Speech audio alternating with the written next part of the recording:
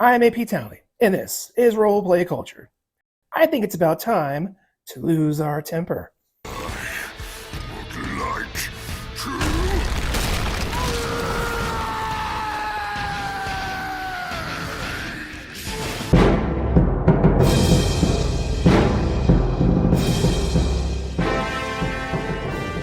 Barbarians, the rage machines for ttrpgs everywhere. Usually represented as warriors from primitive, sometimes nomadic cultures. These exceptionally angry people can lay down some serious hurt.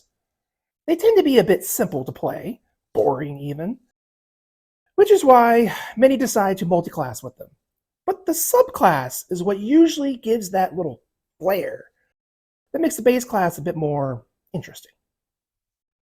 Subclasses, for those new to the game, are subvariants that can niche down or change the flavor of the base class by adding a few new abilities.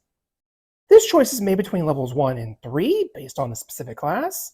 For the Barbarian, they call it their primal path, and they choose it at level 3, and they have 9 to choose from at the time of this recording anyway. But which do you choose? Which is gold? Which is trash? So let's discuss which are the best and worst subclasses for the Barbarian in D&D 5e. These are just my opinions on the matter. I think any subclass can find a home at the right table, in the right game. We'll start things off with the best, the Totem Warrior. To crush your enemies, see them driven before you, and to hear the lamentation of their women. I made a video some time ago of how the Totem Warrior was the real berserker, using the old meaning of the berserker, where they were champions of their lords in Scandinavian society, recognized by the animal skins they donned themselves with. Sounds familiar, right? I can't imagine that the choice of the Totem Warrior as the best barbarian subclass is exactly a surprising one, but I'm going to say that it's the best not just because of the Barbarian. At 3rd level, we get Spirit Seeker. And we're already off to a good start because this gives you spells. Not spell casting, but spells nonetheless. We get Beast Sense and Speak with Animals. But we can only cast them as rituals. Rituals, as we remember, are spells that be cast without a spell slot just by adding 10 minutes to the normal casting time. Beast Sense lets us share the senses with a willing beast. Sure, you need some animal around to do this with, but someone can summon one, or you can own your own cute little mastiff for the low price of 25 gold.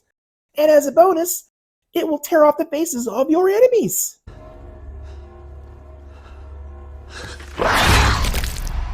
Yay! Speak with Animals lets you talk to animals. Though that is limited by their intelligence on what information they can disclose to you.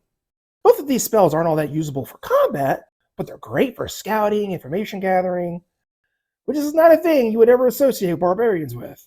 It's pretty unique for the Totem Warrior amongst other barbarian subclasses. We also gain a Totem Spirit at this level, and let's be honest, that's what we're all here for. You obtain some sort of amulet or totem that has like claws or feathers or something in them, and we gain a minor physical change that suits our totem, like cat eyes.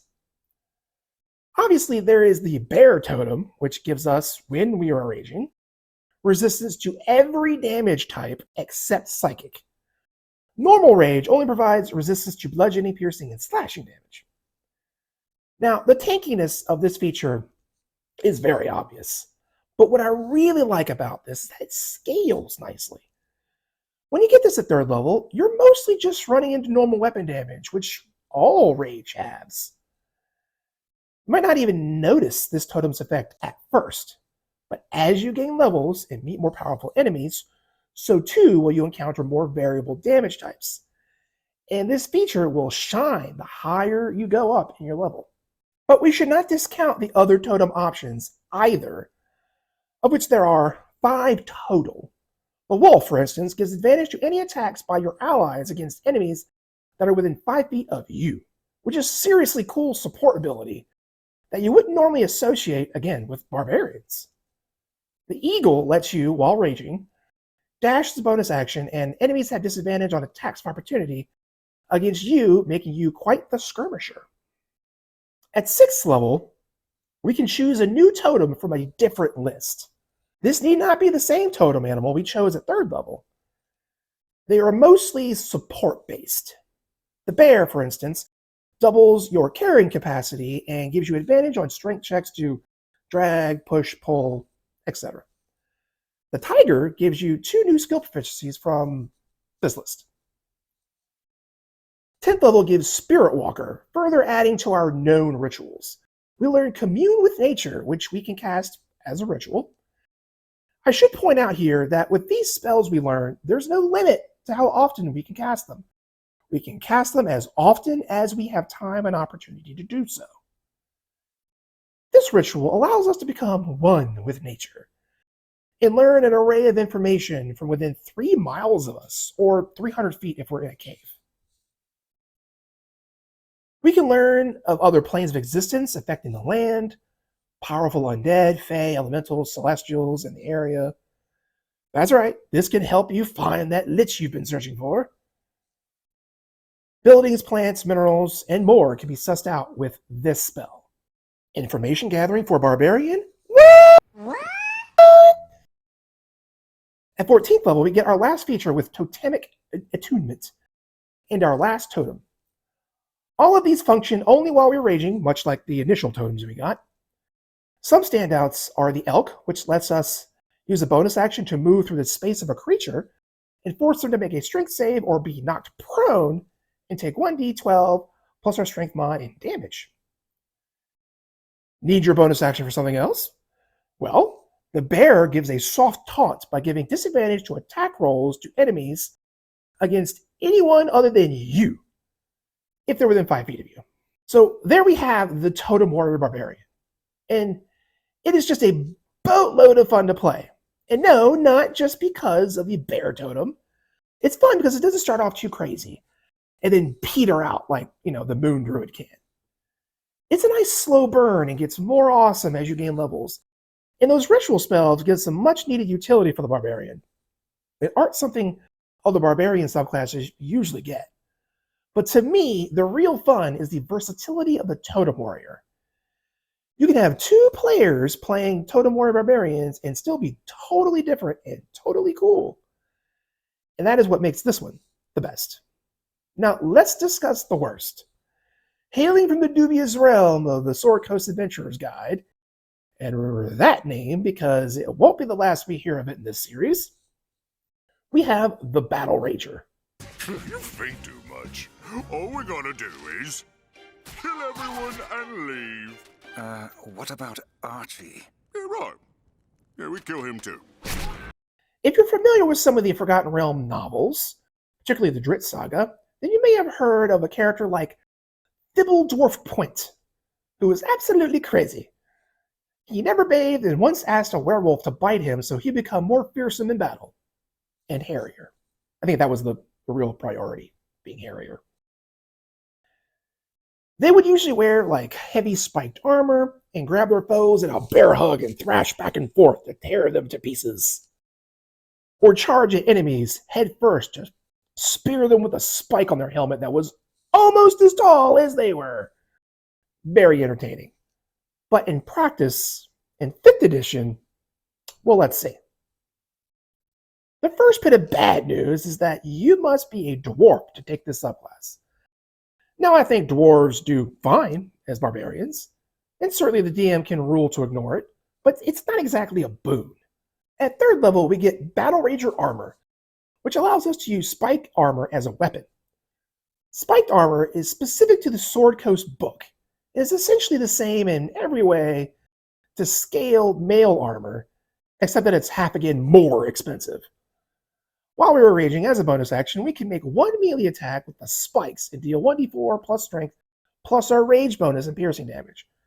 We can also, when we grapple someone with our action, do 3 points of piercing damage to them if we succeed. The first of these abilities is pretty decent. Anything that weaponizes your bonus actions is a good thing, but it's limited to those times when you are raging. The second ability is less useful. It's a very meager amount of damage for your action. It would almost always be better to just wail on your enemy with your weapon. Remember, by itself, being grappled doesn't do a whole lot. Sure, the target's speed is 0, so it can't get away from you, and you can drag it around. But barbarians can be pretty quick when they need to be, so running someone down isn't out of the question, assuming they aren't flying anyway. And you can't grapple a creature bigger than large. It's a pretty niche ability that you can build around, but you kind of have to build around it to make it stand out, or have allies take advantage of it. At 6th level, we get Reckless Abandon. First, let's discuss the core barbarian feature, Reckless Attack. When we use this ability, we give ourselves advantage on attack rolls, but everyone else will have advantage on attack rolls against us. For Reckless Abandon, when we use Reckless Attack while raging, we gain temporary hit points equal to our Constitution modifier. They go away when we stop raging. So, 3 temporary hit points on average every time we Reckless Attack while raging isn't too bad. Just remember, these temporary hit points don't stack, but you are replenishing them every time you do this. By taking a feature that we usually want to do and making us want to do it more, not a bad thing. Having said that, it is a shame that it only works while raging, because Reckless Attack is one of the few things we can do while not raging. Battlerager Charge comes in at 10th level and lets us dash as a bonus action while raging. Not sure how often we would use this, as by this level we already have fast movement, but sometimes we might need to be greased lightning. But remember, the Eagle Totem did this at 3rd level plus additional features, so consider that. And finally, 14th level gives Spiked Retribution, which means when a creature within 5 feet hits you with a melee attack, they take 3 points of piercing damage from your armor. And hey, finally a feature that doesn't require you to be raging. What? No? Oh, yeah, you're going to be raging for that one too. There is that. But you see the issue with this subclass, right? In addition to the abilities being somewhat niche or kind of weak, they all depend on you to be raging. If you run out of rages, you might as well not have a subclass. Now, having said that, admittedly, you do have 4 rages by level 6, which should carry you through most adventuring days. But it would be nice if the abilities relied more on the famous spiked armor and less on you raging in that armor. The armor doesn't do anything by itself other than just being armor. It's just more expensive scale mail. It would make sense to me if anyone trying to grapple you in this armor, raging or not, that they would take damage. Or maybe remove the heavy armor restriction from this class. Give them heavy armor proficiency and just make the spiked armor equivalent to like split mail or something. And there is a restriction on the species, which can be inconvenient. Sure, we can flavor this in a different way to include different races. I mean, that's what they did with the Blade Slinger. And I don't mind the idea of putting some strict restrictions on a subclass to justify strong abilities elsewhere, but the Battlerager just doesn't get there. Which is a shame. I love the idea of this subclass and vividly remember the characters from the Dritz novels. So here's hoping that D&D does right by the axe idiots, as they're known, and renovates this subclass in the future editions of the game. So these are the best and worst subclasses for the Barbarian in D&D 5e. I think the Zealot takes the number 2 spot for the strongest in sheer damage output. And I was tempted to put the Berserker as the worst with how detrimental the exhaustion buildup can be with its frenzy. But some of the other abilities are okay, and if you only have 1 or 2 encounters a day, it will hit really hard. Now these are just some of my opinions on the matter. Tell me in the comments below which do you think are the best and which are not. Be sure to subscribe, ring the bell, smash that like button. Check out our other videos over here, and I'll see you in the parlor.